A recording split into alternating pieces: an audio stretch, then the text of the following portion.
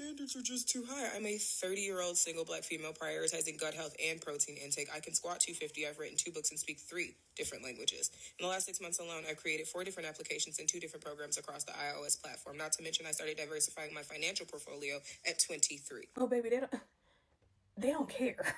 Not a single thing that she said is a deciding factor for men whenever it comes to the woman that they want to be with. And every time I see women like this who start rambling off their qualities on what would make them a good partner and why they shouldn't settle and all this stuff, it's like y'all are pitching yourself to other women because y'all are naming a bunch of shit that women care about. And ladies, it seems like no matter how many times y'all are told this, y'all just do not listen. Y'all never listen, and y'all's rebuttal is always, well, men are just intimidated by a woman who has more than him. And you know what? I'll go ahead and play devil's advocate. Let's just say that that's true. Men are intimidated by a woman who has more than him. That's why women don't settle for a man who has less than her. Okay, got it. So what about the other men?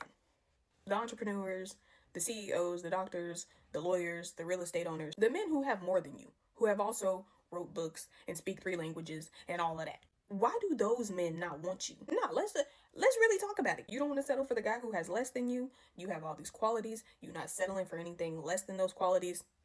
Cool, perfectly fine. Have that preference. But why doesn't the men on the other side of the spectrum, why do they not want you either? The men who are on your level, so to speak. You can't claim intimidation now.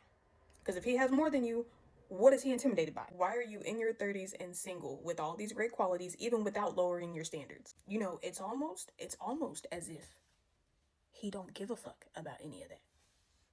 Go figure, huh? Ladies, those of you who don't know how to talk about your love life without reading off your resume, if men cared about any of that shit, you'd have a man.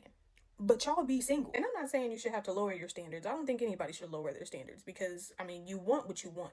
But I think you should change your approach. The things that are going to make a good impression in the professional world, those are not the same things that men are going to look at. That is not what they're taking into consideration whenever they're looking for a woman or a wife. Listen, if they cared, if they truly cared, you'd have one.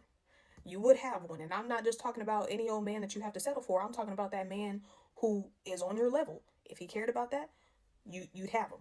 But baby doll, you single. I mean, come on, let's think about it.